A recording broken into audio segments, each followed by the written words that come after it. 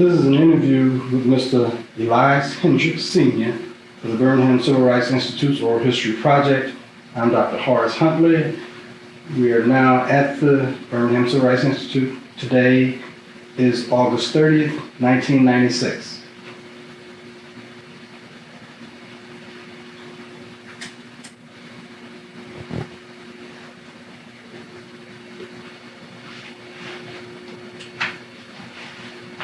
Thank you, Mr. Hendricks, for taking time out of your schedule to come and talk with me this morning about the history of Birmingham and of Alabama and your personal history. It's a pleasure to have you here at the Institute today. Thank you. Just want to start by asking you about your parents. Were your parents from Birmingham? No, my parents were not from Birmingham. My parents was raised in Bowling.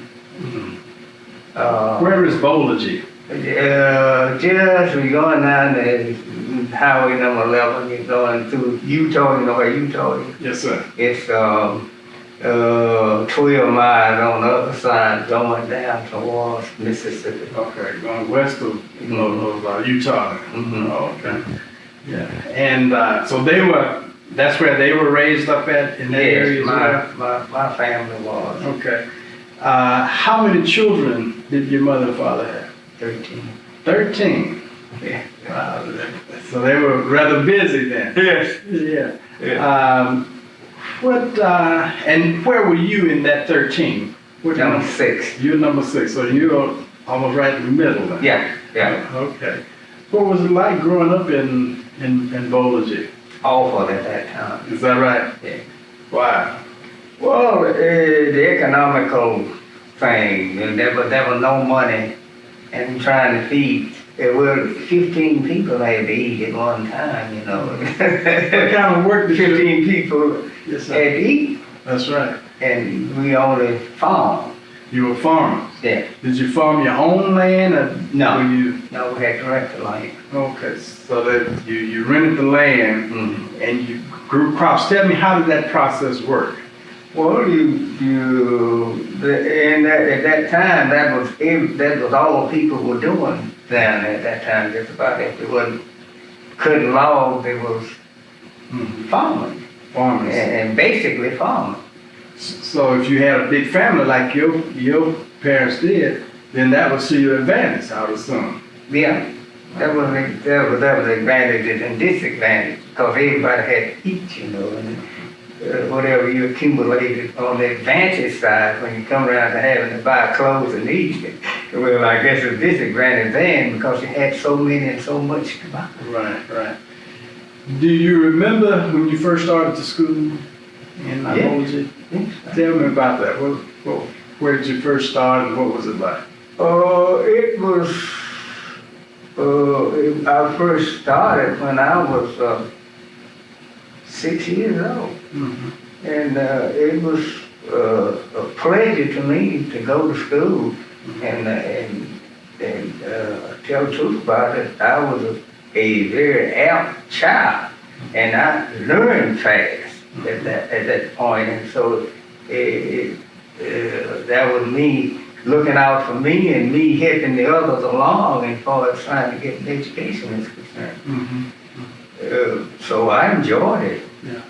How much education did you have? Well, not very much. And I say that very, very humbly because as soon as I got big enough to run, I had to go to work. And I had to work diligently to try to keep eating. Right. And therefore, I didn't get the hours in the classroom that I needed to get, which I would have loved to pick up. But you go back again to the number, you're talking about 15 folks when you're talking about a family. 15 folks got to eat. There could be not much time spent elsewhere when at that time because it was during what we call the Depression time. Right. And it just wasn't anything out there. Yeah. So you experienced the Depression and you remember what that was like. Yeah.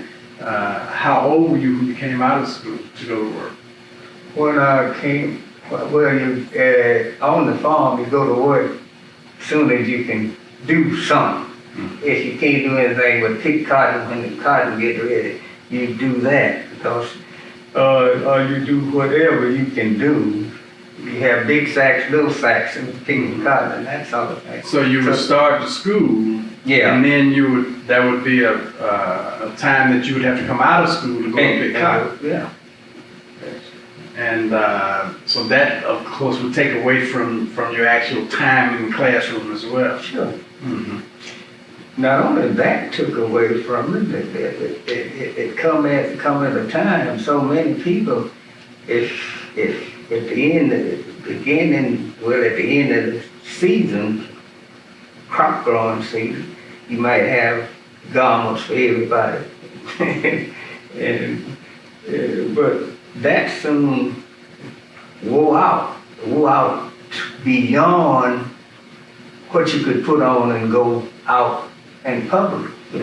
So at a point, even with just the bare amount of what you would have, just an out decent pair coat, overall, a decent shirt, a decent this, you didn't have anymore because you had to wear it every day. And I remember a time when we wore our clothes in the daytime and washed them at night and wore them the next day. Because there was no clothes. There was no Surplus of clothing. no, there wasn't no clothes, period.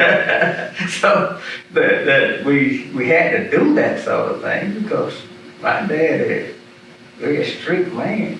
And one thing you didn't do, you didn't pick up anything belonging to anybody else. You just didn't do that. You just did with what you had, and he did his best to do whatever he could for you. Having the number he had to deal with, it just was hard to get enough to do it with. Were other families as large as your family in Birmingham? Very few families was large as my family. That was a few, but they usually had pretty good 5 or 6 children in the family and stuff like that, even 10 or something. But at the same time, they didn't have nothing else to do. What else there was to do other than get a family? Have children. They didn't have children. Well, did you live in was it a rural area? Rural Both area. in a rural area? Yeah. How near were your closest neighbors? Our closest neighbors is one time the place we lived the longest time down there, but was what they call 4 miles away from the church or the school, and pretty well against neighbors. We just back in the woods on the riverbank, and that's where we stayed. And that was 4 miles. Well, what was the normal day like when you were growing up? What do you remember? Sun up, sundown. Work, sun up, sundown. You would get up. Your mother would have breakfast done. Tell me about how that day would go. Yeah, she'd get up early, and then it was nothing for her to get up with. And gonna serve breakfast about at 7 o'clock. She'd have to get up something like 2 to 3 hours early. So she had a whole lot of folks. A lot of food to cook. That's right. So she'd get up and get food ready, and we get food and take off the field. Well, did you like the field, or was it just a necessity? It was just necessity. I didn't necessarily like it because it wasn't comfortable enough to like. Yeah. But did you have this vision of at some point getting out of the field? yes, and I got out. That's the reason why I left the Volage when at the age of 16. Mm-hmm. And where did you go? Come to Birmingham. Came to Birmingham. Yeah. Well, why Birmingham? Why did you come to Birmingham? Well, I had some people live particularly an aunt. My dad's sisters, two sisters, was living here. And I came to stay with the oldest sister. And Did any of your brothers or sisters come to Birmingham before you? Or were you the first? not the first one came to Birmingham. The others left. There was some left before me, but they went other places. Where did they go? Kentucky, a little place called Verda, Kentucky. No, I've been there, but I don't know what it's like. But it's a mining area where they went to up there and worked in the mines. Okay. But Two brothers when Dad worked in Birmingham. they're the oldest two, because I was the next oldest brother. Right. And I didn't get any further than here, and I haven't Why gotten did- any further. Why did you decide on Birmingham rather than going where your brothers were? Well, I never wanted to work in the mine. Mm. And I tell you, I never did work. Is that right? Yeah. Well, did they discourage you from working in the mines? No, nobody did. That was the condition was of such that you just didn't discourage people to work anywhere once you get something to eat. Right. What kind of work did you do when you first came to Birmingham? When I first came to Birmingham, construction work. And was that with a family member, or did you find a job with another contractor? I had to find a job with another contract. And how long did you do that kind of work? For a good while. Mhm. Then the next thing, I started working at the packing house, working for Alma Packing Company. Right. And I spent a lot of time working for them. Was that where you did most of your time in the packing house? Yes, within the substance to it, because the packing house was a big company, and they was able to pay a little bit more than the rest of the people. And I enjoyed working. I worked there till they closed the plant. How many years? 20. 20 some odd years. Where I know that the packing house has a union as well. Were you Yeah. involved in the union at all? Yes, I served in the union. I was financial secretary for our district union, which headquarters was in Atlanta. And I was there till it finally went out of business. Mhm. Why was it necessary at that point to be involved with the union? It was that was only any job that had union was paying what we call fair wages. If they didn't have a union to insist on giving minimum wage, they do whatever they want to do. And so everybody wanted to be in a union, so what little you did make, it was yours to keep rather than somebody just reach in and pot and get whatever they want out of there, and that would be somebody you was working for. They might just decide they want some of your money. They don't have a union to They protect have nobody to protect you. What kind of work did you do at the packing house? Oh, I was a butcher. I did that. What were there ever any labor disturbances? Yeah, we had strikes and all that sort of stuff, yeah. Times we contractors out, and then you got to negotiate, try to get a new contract and keep on till that one expires, and you come back to the table again and that sort of thing. What year did you start with Armour? Is this in the 40s? Yes, it was in the 40s. I can't. Did you spend any time in the military? Yes, I went to the Army in World War II.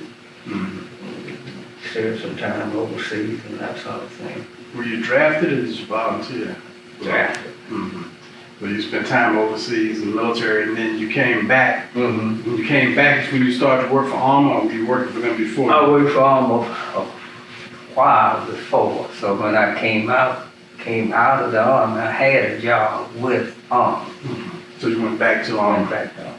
Is that when you got involved with being a union official? Were you a union official as well? That was when, that's Sure. when I got involved in. Well, I had some military training along with some other training that I was able to get, and I was in a position to handle that sort of thing. What was Birmingham like in the 40s, before and after you came back from the military? Birmingham was like Birmingham. There was nothing to write home about. And when it came around to Birmingham, because we was in an environment that just wasn't conducive to decent things for black folk. And everywhere you was in the union and out of the union, you still was one of those people when it come around to it. Those people meaning that you were black. That's right. And all of that. I think when the decision made somewhere back in the Dred Scott decision. 1857. Yeah, and he said that a black man had no rights that a white man had to respect. And those guys lived up to that kind of thinking, that kind of training, and they was able to get away. So that is, although that was nearly a century before, So it lasts. it just permeated the society then, and people adhered to it even in the latter part of the 20th century. Yeah. What community did you live in? Here, In Birmingham, yes. I live right there, down the street there on between 3rd and 4th Avenue and 14th Street. Okay, so that's Yeah, right down the street. My oldest aunt lived there. When I came to Birmingham, I lived with my oldest aunt until I went to the military. Then when I came back, I spent a few months with my oldest aunt. And then where did you move? I was so built up and wanted to buy me a house. I had saved little money in the military. And when I came out, I went back to Army. Were you a single man then, or were you married? Single. Single. Okay. I went back to Army. I had a job to go back and go to work. And I decided I wanted to buy me a house. I've never rented a house. I bought a house. And now I've been living in the house that I bought all of my adult life. What year was that you initially bought your house? You remember? Something like 46. And you've been in the same house since 1946? No, not the same house. I sold that house to a brother of mine. It's about that acre house, but he gave me a few dollars. And I built had me a house deal where I live now. And I've been in that house. I only lived in 2 houses.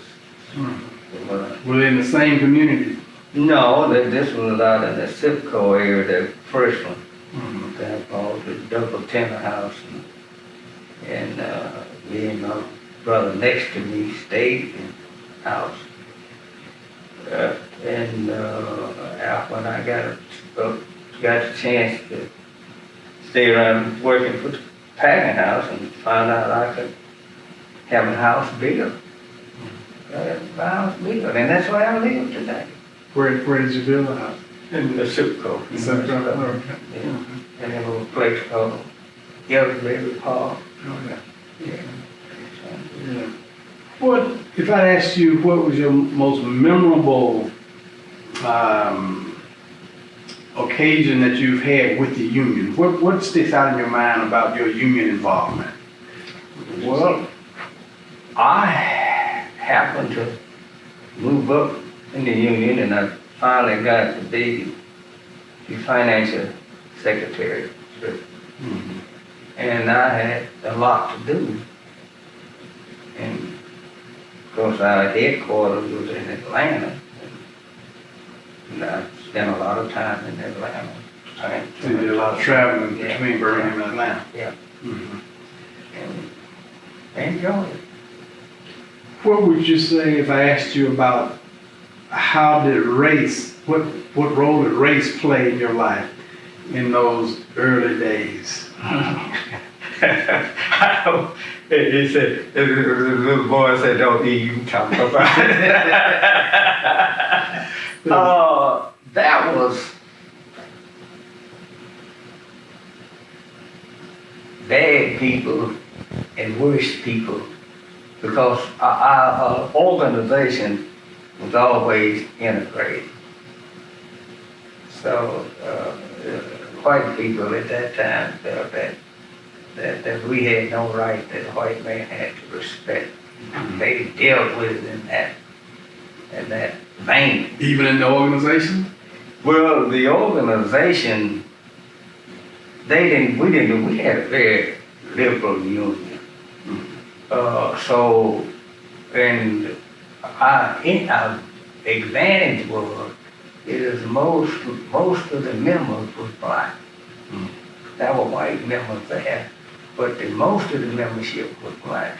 And our headquarters was in Chicago. And those kind of things kind of played it in a way that it wouldn't have been had it not been for these. Did black men basically control the union? At a point, yes. What were some of the issues that you had to deal with as a union official during that time? We had to deal with how the people who worked there was treated, and getting raises and that sort of thing. Are there any cases that stick out in your mind about that the union had to deal with as related to work, race, economics? Well, yes, we was always into something. I was, for a long time, chairman of the grievance committee, and the grievance committee handled the grievance whenever a problem came up. It was our job to settle it. And I happened to be president of our local union, as well as the district financial secretary of treasury of the district union, which is it's out. So that meant that you then went to various locals then? Yeah. All over in the southeast region? Were there ever any real sticky cases that you had to deal with? Yes, there was cases, but we kept ours under pretty good control, and the reason why we kept ours under good control, our headquarters was in Chicago. Chicago at that time was like going, I guess people say it's heaven there and that sort of thing. And they would, if we got into a real racial problem, we could expect the international union to come in and straighten it out. And so, did that ever happen? yeah. What were the issues when they would have to come in? Well, Remember any particular one? it came in so much. Because those kind of things, at that time, I think we'll go back to something I said a few moments ago.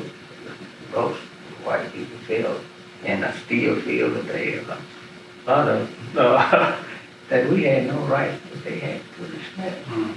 So they you, dealt with it that way. so when the international sent men in here, they send black men or white men into Both. both? Well, And usually they would handle the situation. They would deal with the situation based on the facts in the case. So we was in there and we was able to see to it a lot of cases that not only the white man dealt with the rest of us right as well as the black man. So it's really either this or that.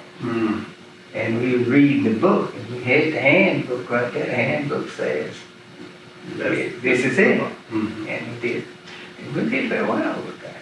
Were there ever any repercussions as a result of your activity in the union? Did you ever have the company ever attempt to reprimand you or any people that work with you? I had so many of those. I had so many of those, so I just don't know. And the worst, I'm trying to think, I figure out the worst situation I found myself in.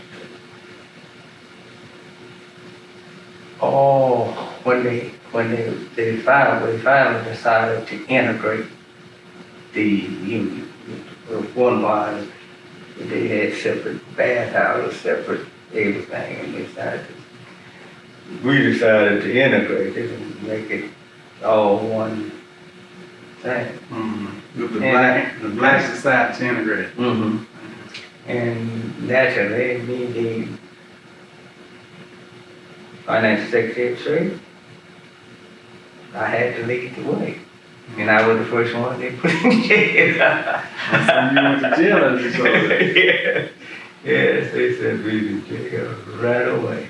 Who sent you to jail? The company had you The arrested? company had you arrested, and naturally the city fathers and all that sort of stuff was glad to do it for them. Law enforcement folks were glad to do it for them. So yeah. When was that? Was that in the 60s? No, that was back in the 40s. 40s. Okay. When did you get involved with the movement?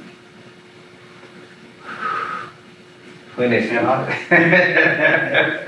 So when I know in 1956, when the state of Alabama outlawed the NACP from operating in the state, and then the Alabama Christian Movement for Human Rights started. Were you involved in the initiation of that? I was tentatively involved. Now, I had a problem that I always had to deal with. I had a temper. And certain people could say certain things to me and do certain things to me, and I'm going to come back. Don't care what nobody say. And realizing that, I kind of stayed out of the heat thing. And my co-workers and things like that saw to it that you can do some things, but you can't do this thing because you can't take such and such a thing. And I respect them for that because you can overdo. And I have to agree that at a point I will overdo. And so I listened to them through that. So you stayed basically out of the fray in terms of demonstrations and that kind of thing? Demonstration things that I never went to my family. It was just demonstrated. But I knew some of the things they did to my sisters and brothers. And if I was out there, it wouldn't be okay ain't no okay. If she stepped on my foot, she was on my foot, and I knew how much of that I could take. What were some of the things that your brothers and sisters experienced during the demonstrations that you would not have been able to take? When they went to jail, some of the things they did to them. And Like just, what were some of the things that they did to them? you just threw them in there and treat them like these animals while they're in there. And they could take it. But I knew myself well enough to know that I can do some things, but there are some things I can't do. And so I stayed out of that sort of thing. Yeah. What was your role? What did you do? My role was to handle grievance across the table. You sit down on one side of the table and the other day on the other side of the table and work out an agreement for whatever kind of situation you got. And I can do that, but I can't. A negotiator. Yeah, I can't have people calling me everything and doing everything to me and keep calm. I just can't. So you sound like you do not necessarily believe in the nonviolent philosophy. No, I don't. I believe we put man in nothing but a man. And everybody understood that. I understood how I felt about it and didn't mind telling people how I felt about it. And they just they finally gave me a name. He's a fool. So I wore the name very well. Was your union involved in the movement?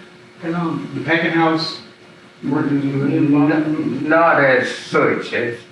Not as such. They didn't necessarily participate fully like we did because the heads of the union, most of the heads of the union was white people. And they couldn't, that was a distance they too could go if you're doing something for a white person. That's one thing, but if you're doing something for a black person, even a white person had to kind of go careful on what he's doing because the law enforcement is kind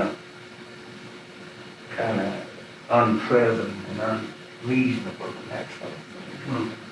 So you had to always be concerned about them and what they was doing and how they was going to react to whatever was going. So this period then from like 56 to about 65 was sort of the height of the movement. You were working with the union as a negotiator, head the grievance committee. So you were doing your thing at the workplace. Yeah. Where other people were doing it in the streets. Yeah. Okay. And it was, I had to work where I could work. I knew myself. And I knew some of the things that God did to some of the people that it wasn't the kind of thing that I was prepared to accept. So I tried to keep myself out of it. Did you ever attend any of the mass meetings? Mass meeting? Yes, sir. I don't ever really go to a mass meeting. I'm telling you the things that went on there. You get by that.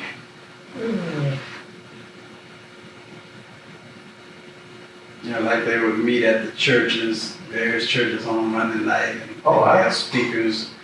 I went to some of those, but I'm talking about when you got down to the nitty gritty. Actual demonstration. Yeah, and you go in and get locked up in a pastor and all that sort of stuff, and they put you in jail for so many days and all that.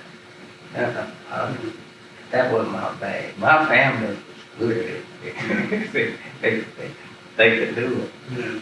But That's so much. I know my limit. I know how far I can allow anybody to push. Do you think that the civil rights movement and the labor movement complement each other? Yes. How would you say that they complement each other? Well, the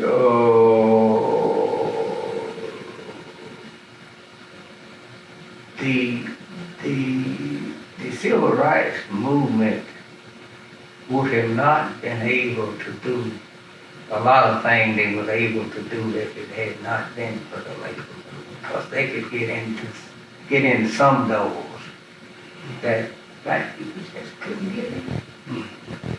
And they was instrumental in helping us. A lot of times in a devious kind of way, but it is the help come regardless of where it comes from, or what kind of way it comes, long as it's help. And we was able to accept that help, and they was willing to give help. How was there help in being physically there, or through providing monies, or providing shelter, or how did the... I think they did more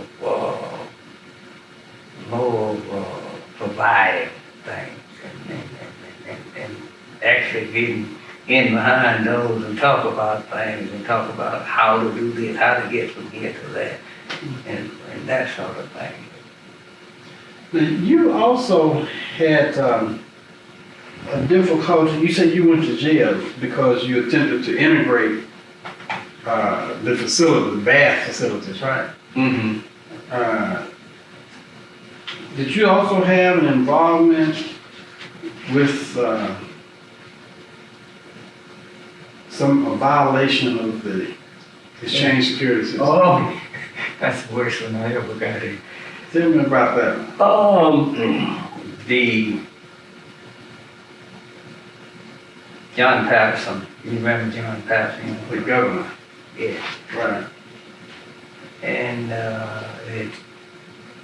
the Attorney General, see, there was an old John and there's That's another right. John. That's right. So I got into trouble when the number 2 John was there. And he had an assistant attorney general who would handle criminal cases.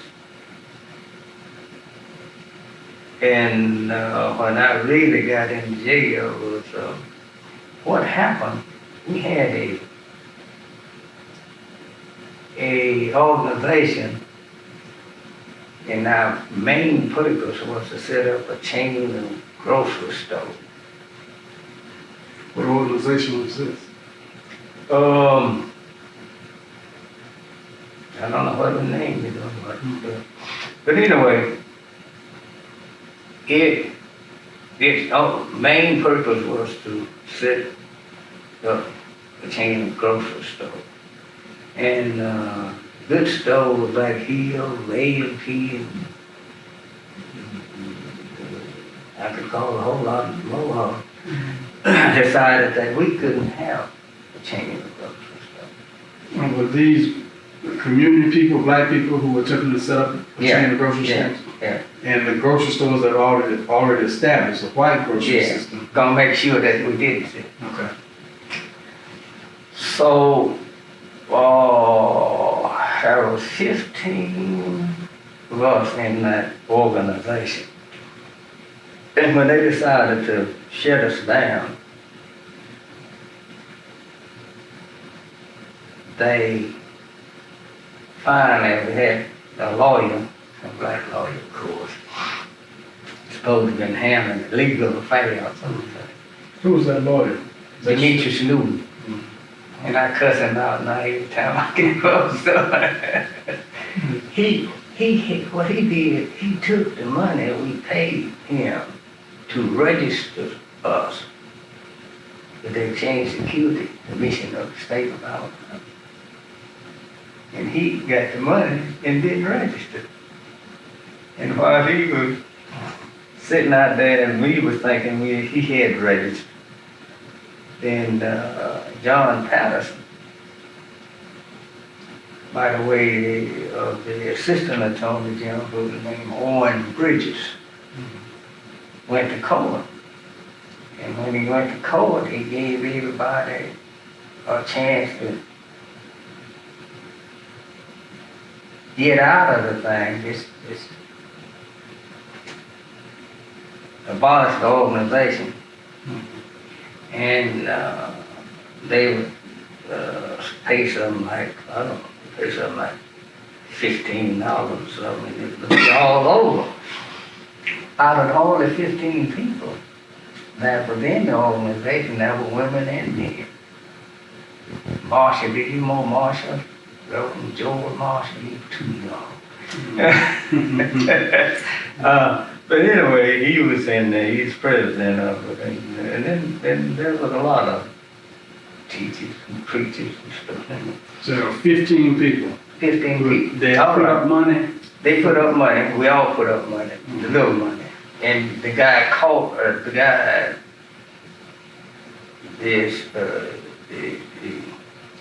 Attorney General of the state of Alabama, the Assistant Attorney General handled the paperwork. And they called us before we could, while we sitting out there waiting on this black lawyer to register us with the Exchange Security Commission. They took us to jail for not being registered. So he simply did not do it in time. That's right. He had the time. He had But time. he didn't do it in time. Why did he not do it? Did he give you any explanation? Every time I see him, I cuss him out. I don't know whether I ever gave him a chance to say he had. Mm-hmm. He just didn't do his job. I don't know whether he's paid. I don't know what happened, but he did not register. There we were thinking we would register. And you actually paid the money for registration. Mm-hmm. And he even did something else with it. So you never got registered? Never got registered. And then they came up with an option for all of us to plead guilty and abolish the organization, and they just let us go. And that ended that effort? That ended that effort with everybody. That wasn't me. I wouldn't plead guilty because I hadn't did anything. Mm-hmm. As far as I was concerned, I hadn't violated any law. I was trying to do something, but you know, Everybody else pleaded guilty? everybody else. Well, what happened to you as a result of not pleading guilty? The Assistant Attorney General of the state of Alabama filed a charge. And he decided he was gonna make sure I go to jail for the rest of my matrimonial life. I said, I have vision. And he don't plead guilty. I'm not guilty. And he filed his case. He hadn't run anything. He was in a wheelchair then. I don't know whether he's still in one or not. I was thinking, hope he's dead. But, and he came to here and filed his case in court down in Texas. And he is saying that I was going to get at least 20 years. And lawyers, I had to have two lawyers. I had to have a cooperation lawyer and a trial lawyer. Did you get Mr. Newton? If I catch up with him, won't get a stick. No, I didn't. I knew good and well at that time that the atmosphere we had at that time wasn't no use to talk about hiring black law. So I hired two white lawyers.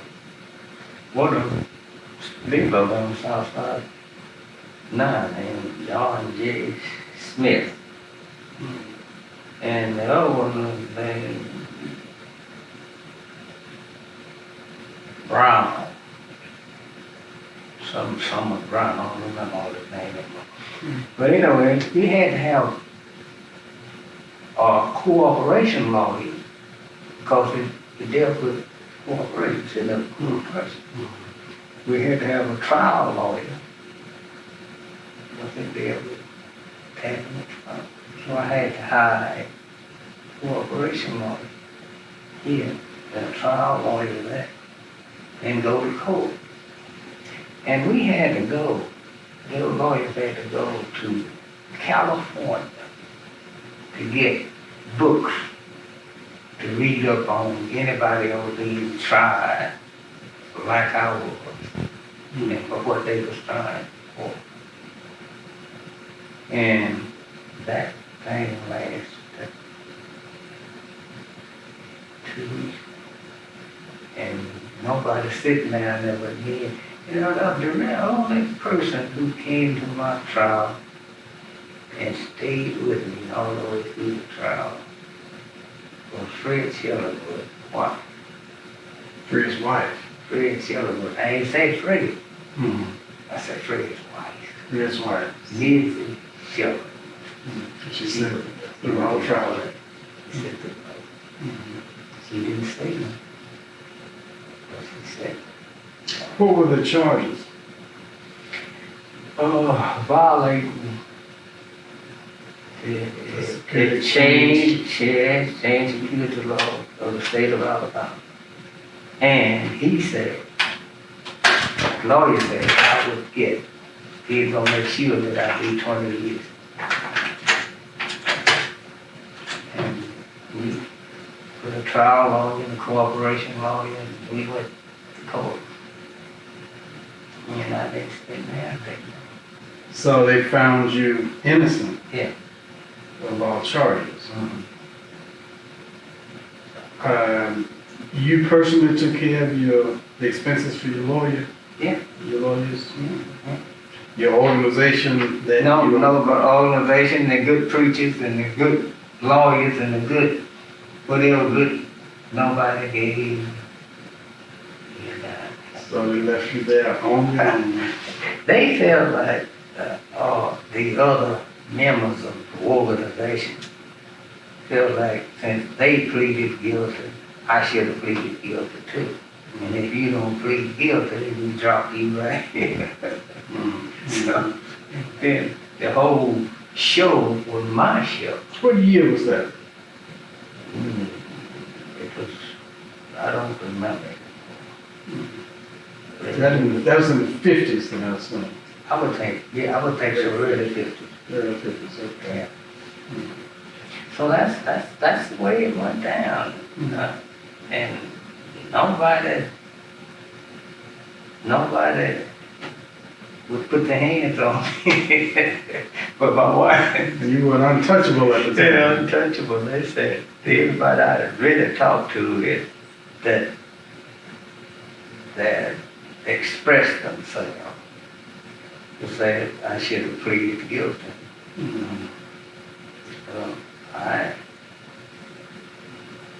I don't want to plead guilty when I am guilty. So I'm most certainly don't intend to plead guilty when I'm not. Why did Miss Shuttlesworth come down? Were you good friends? She was just a good woman, and she was into the movement work, and she just wanted to be there and to observe what was going on. She didn't say nothing, but she came there today. Was this before the movement actually started, before the Alabama Christian movement was organized? No, the movement was here, well, and all that sort of stuff, but when it come right down to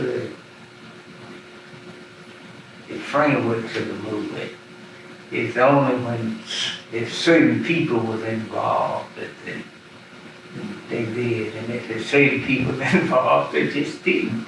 So I happened to be one of the poor boys out on the limb, And what they felt that I should have done, just threw my towel in and went on home like everybody else. What did your family say about your position, your stance? Well, that was some for and some again. Having a big family, usually that's what So I stayed in there. The Lord took care of me. Because it cost me quite a bit of money. I happen to have a little bit of time. But I feel good about it, not surrendering.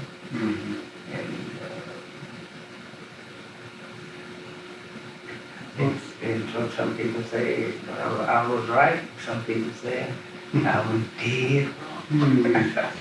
And you did what you thought Yeah. was best for you at that time. Best that time. We covered a lot of territory. Is there anything else that you would like to just share with us at this point in relationship to your life here in Birmingham and how things were at the time and how they've changed over time? Well, I have a problem with trying to see what kind of progress we have made. Because I look at one side of the road, we have made progress. Then I come to the center of the road, I won. And I move a little further over, and I think we did not much backing up as we did moving up. So it's, we have not, in my honest opinion, I'm often wrong.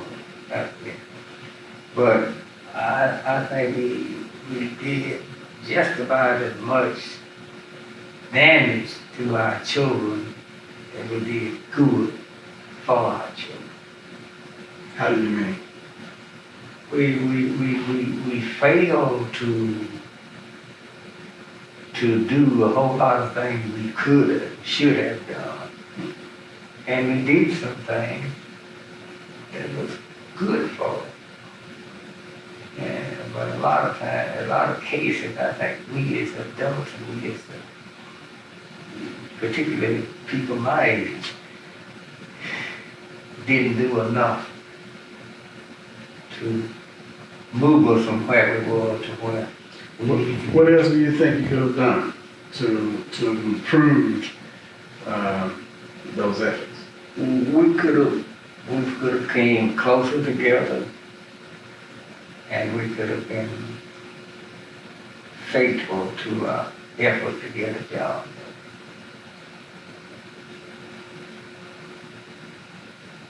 So you don't think that there was a faithfulness to getting the job done?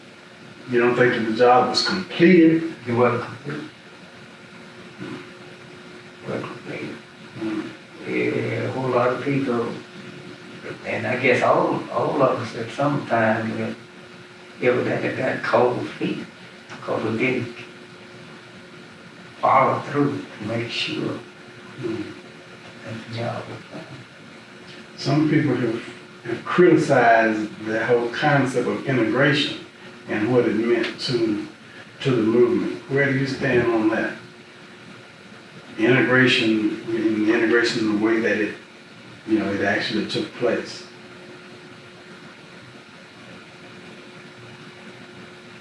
The way it took place. Yes, well, with during the segregation era, there were black businesses, there were, black areas that were some sort of self-contained. Afterwards, it appeared that we became a part of the society, and those black businesses we had to go to during the segregation era. Now we stopped going to them, which meant that they then would not have the business, would not get the business, and we'd go over to other areas. Well, I have a problem with that kind of understanding on really what went down. First place, we didn't have no huge business. Any business you can take a brick and throw them.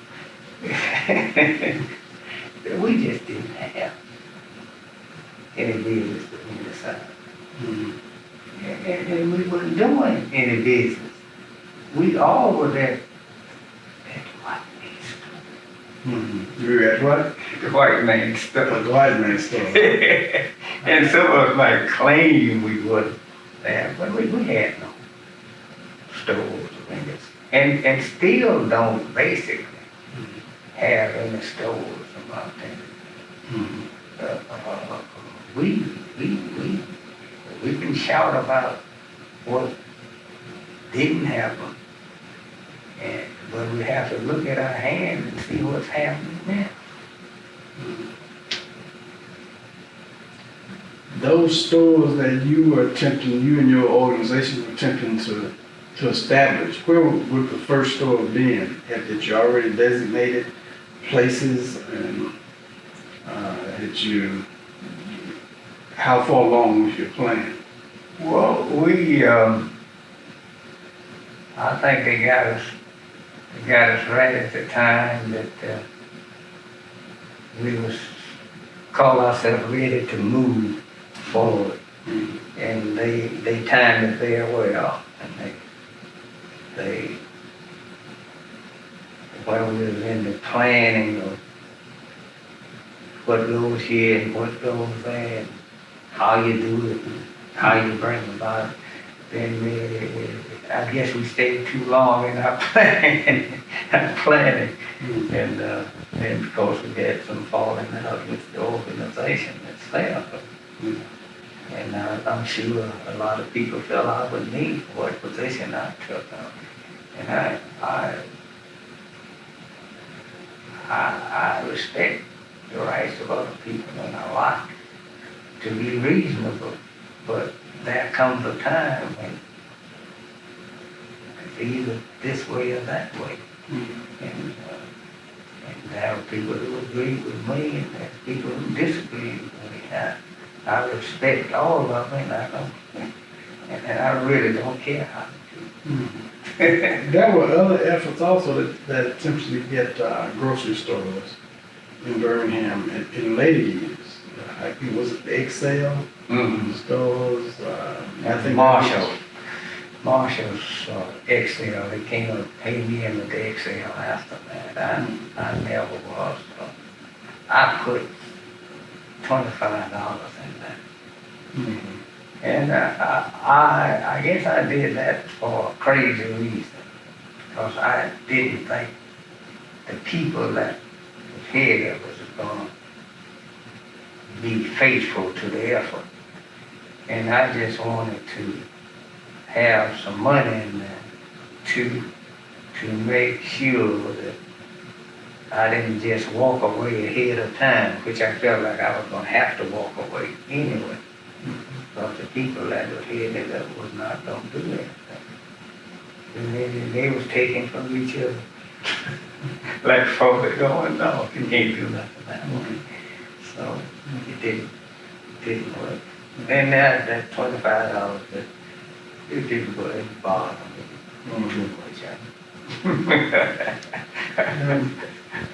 Senators, I want to thank you for taking time out of your schedule, because you shared an awful lot with us. Yeah. And maybe we get a chance to talk again like this and go into further detail about other things that you may want to talk about. But I want to appreciate you taking time out, and thank you. You're welcome. Any time that I can help, I still feel like if there's something being done for the best, in our best interest, do whatever I can to help. Thank you. Thank you.